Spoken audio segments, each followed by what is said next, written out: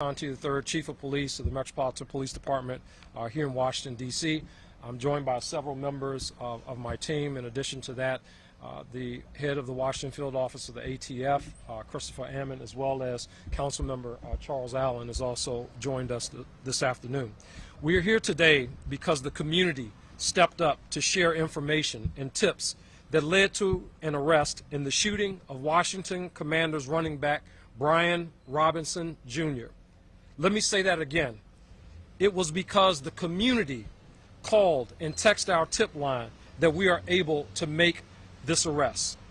Early this morning, members of MPD's Criminal Apprehension Unit arrested a 17-year-old male in Northeast pursuant to a D.C. Superior Court custody order.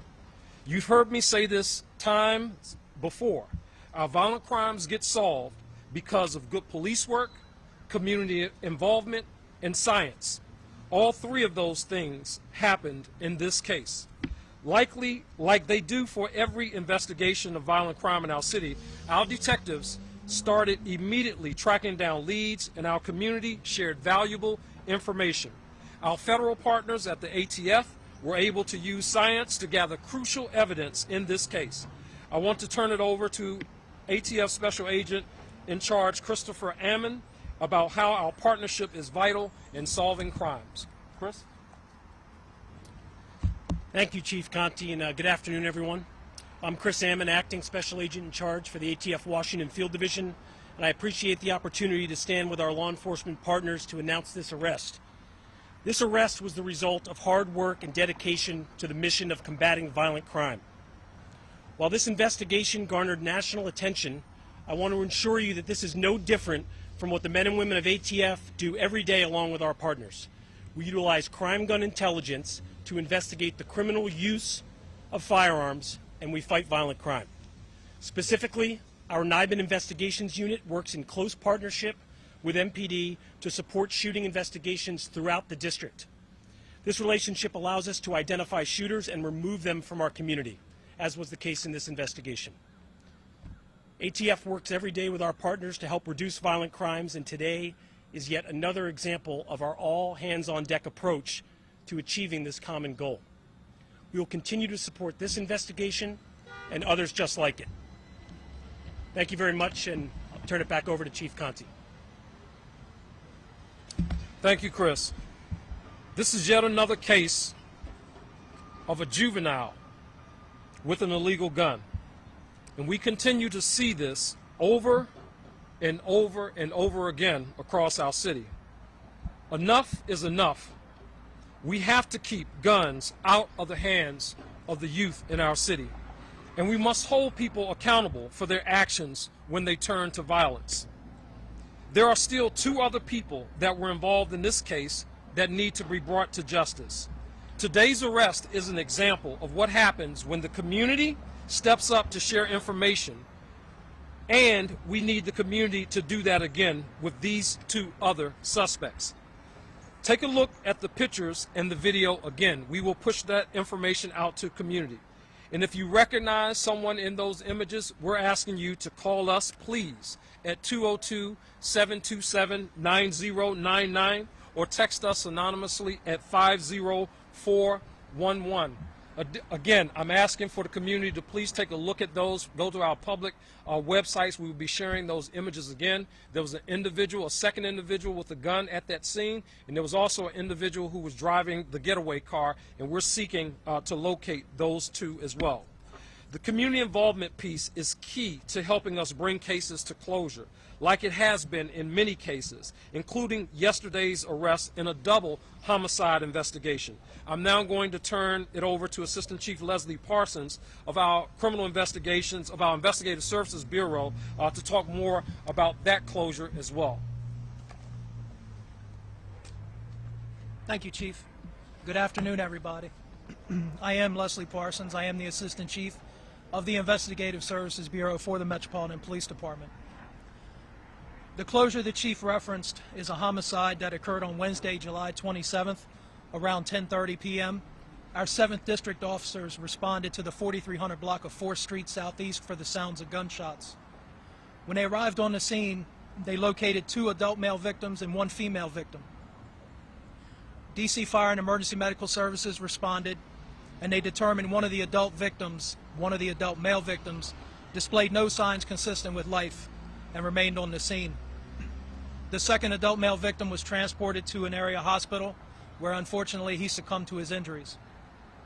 The third victim, an adult female, was admitted in critical condition. She has been released from the hospital but does have a long road to recovery in front of her.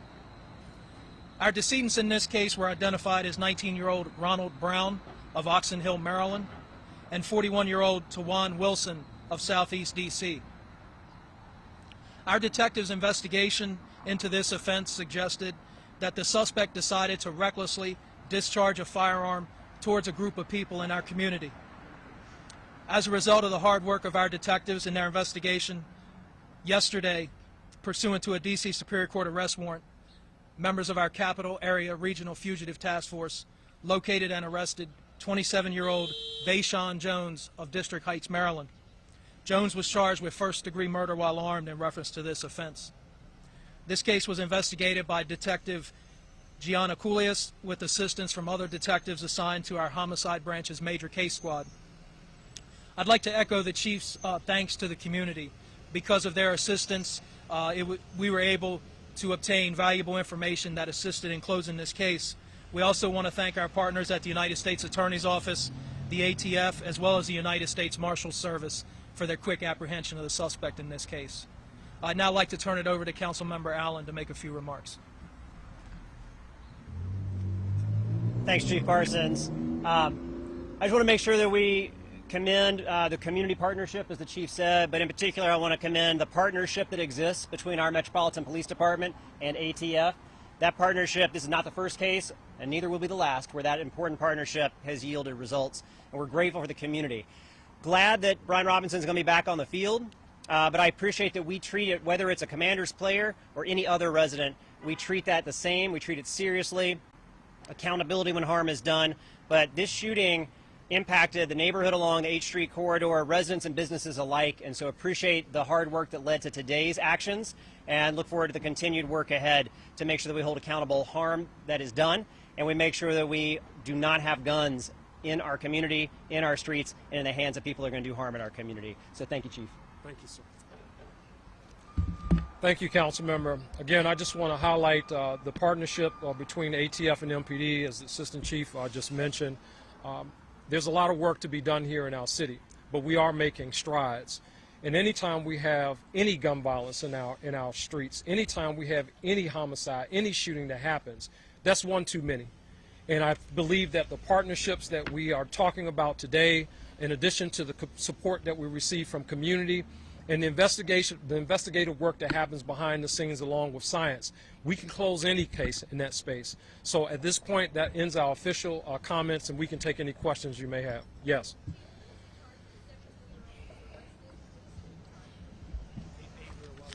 He's assault with intent to rob while armed. So that is still part of the investigation. We believe that he is one of the people who had a gun in his hand on the scene. But again, there's still two people that are out there that we're looking for involved in this case.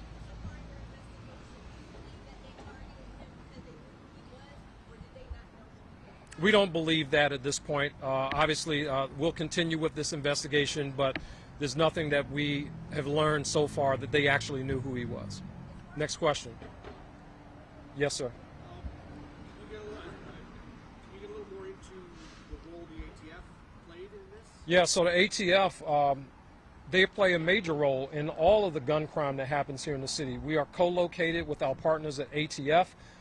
They're part of our violent crime impact team. We have a NIBIN investigations unit, which they are part of. When it comes to looking at gun crime in our city, the analysis, the investigation, and arrest, they're very much joined at the hip with the Metropolitan Police Department in the investigation of these cases. So they were involved in the ballistics analysis? They're involved in everything related to the case. Yes, sir. Yes, ma'am.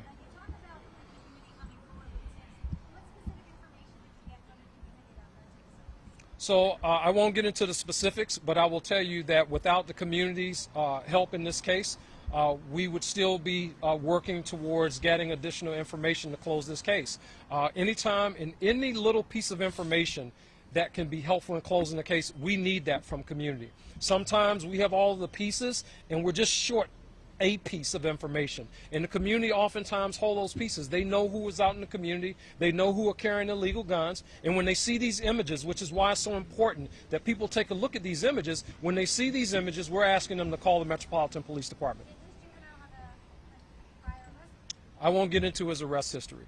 Next question. Yes, ma'am. I won't talk about other crimes that he may or may not have been involved in. At this point, we're looking at everything he's involved in. Yes, ma'am.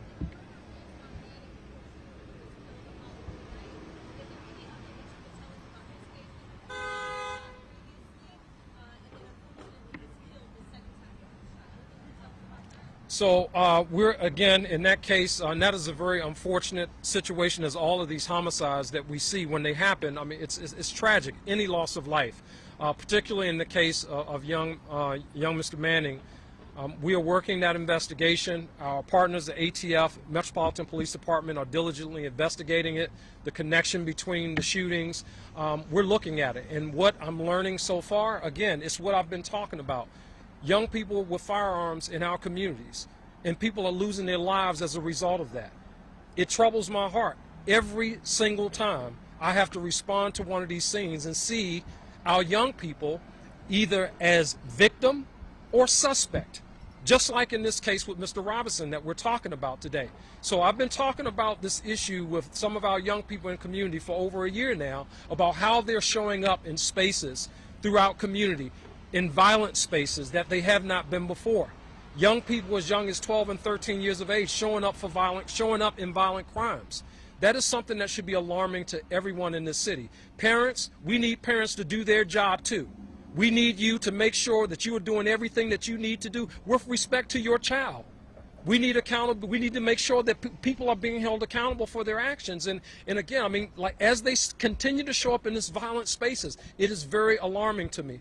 I was just sharing with one of my colleagues, we're looking at the number of arrests of young people in our city. We're up over 12% to almost 13% over last year. To equate that number, over 900 juveniles arrested so far this year. That's a very alarming number.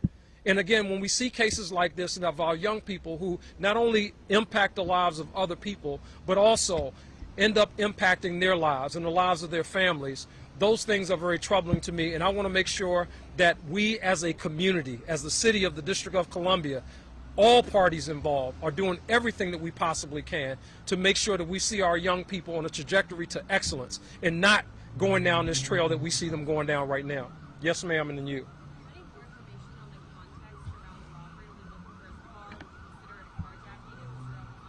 We're not sure about that. Again, we're still investigating. You know, we can speculate, but there's still 2 other suspects out there that we're looking for right now. Excuse me a second.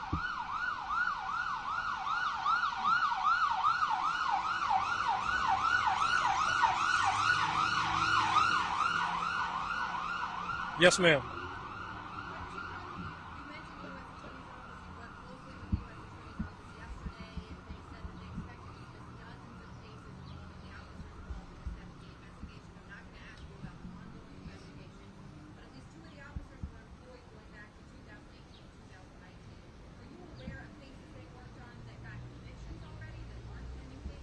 No, so that's all part of the U.S. Attorney's investigation. You know, that's not anything abnormal. We certainly expected them to do a review of everything that they have been involved in, and I've had that conversation personally with the U.S. Attorney, Matt Graves. So as they continue to go through their process, look at cases, you know, we want to make sure that every case that they were involved in was a solid case, and if not, the U.S. Attorney's Office certainly has a responsibility there. Again, we were very transparent in this space, and the U.S. Attorney's Office has a obligation to disclose to defense counsel officers who were involved in that, and they've done that. So again, we'll just wait until the outcome of all of this to see exactly where we are. The actual number of cases are impacted, and we don't know what that is right now. Next question. Yeah.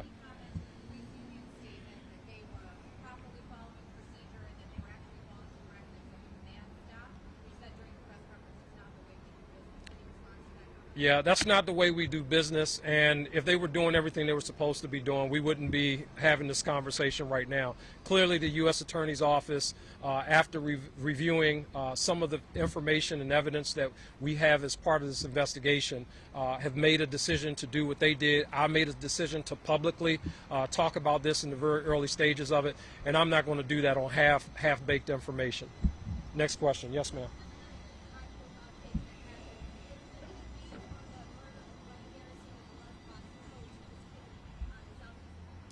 Yeah, we're working on that case. You know, every day we get little bits and pieces here and there, and just like with this case, as I said to the community a few months ago when this Brian Robinson case happened, you know, we'll get to the bottom of it. It may take us some time.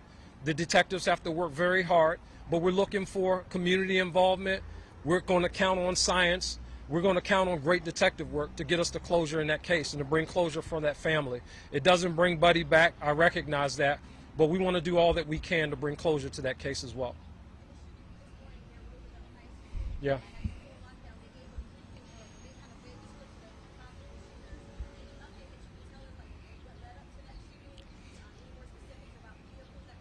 Yeah, so what we know now, since then, we'll be pushing out an image shortly. It appears that there was some type of dispute between individuals in that area. A person produced a firearm and started firing shots. There's a very distinctive jacket that person is wearing. We'll be pushing that out to the media. We'll be pushing that out to the media here very shortly. It's like a blue and black kind of down jacket. So we're asking again for the public, look at that image. If you know who that person is, we want to hear from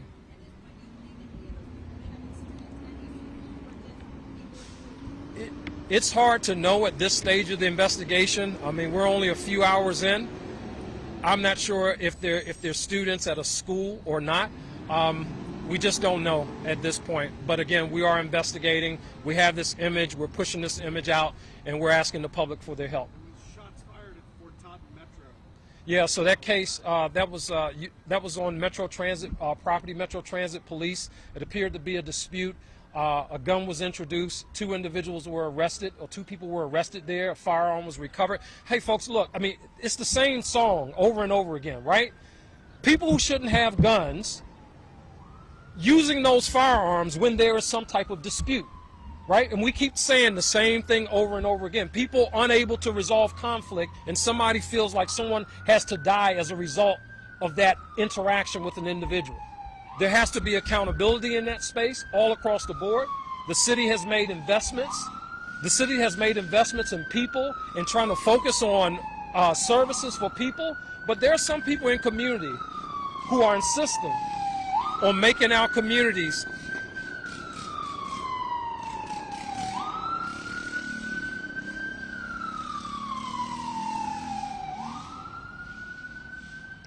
there are some people in community who have these firearms, and they look to make our communities unsafe.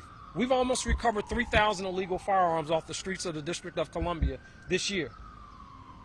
That's an insane amount of firearms, illegal firearms, and those are just the ones we've recovered. We have to make sure that we're paying attention where the attention needs to be paid, and that collectively as a community, as a whole, that we are all focused in on this issue of gun violence. I'll take 2 more questions and then we're done. Yes, ma'am.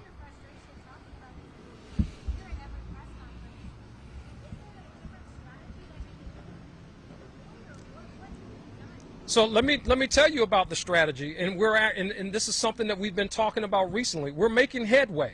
We're making headway when we start to see reductions in homicide, which is what we have now. When we're seeing reductions in our violent crime, when we're seeing reductions in overall crime in our city. That's great that we're seeing reductions. The problem is people don't feel safe.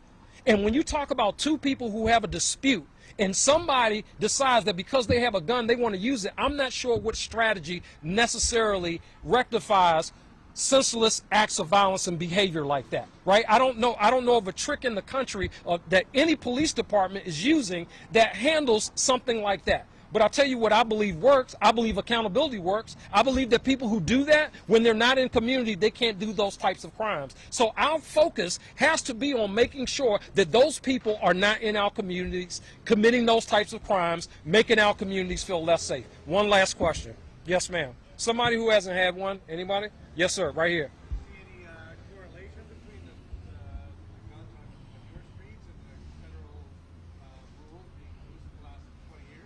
I don't think that has anything to do with it. Quite frankly, I just think we're seeing an insane amount of now personally made firearms, ghost guns that are showing up on the streets of the District of Columbia. When you have 13 and 14-year-olds able to get access to firearms the way that we're seeing right now, that is very alarming to me. And that issue, it goes beyond, some of the conversations that have been having, what the federal government approve or doesn't approve. We have to make it unacceptable in this city that people should not have guns in their hands who shouldn't have them, especially our young people, right? Where it gets like really, really reckless in that space, and how people are showing up in our communities. It's reckless behavior, it's dangerous behavior, and it's making our communities feel less safe, and that's something that we have to stay focused on. Again, Chief Conte started talking about this issue that we're seeing juvenile showing up a year and a half ago, when we start seeing an uptick in carjackings. I'm saying to you, and I'm going to keep saying to you, that juveniles, our young people, some of our young people are showing up in violent spaces where they have not before.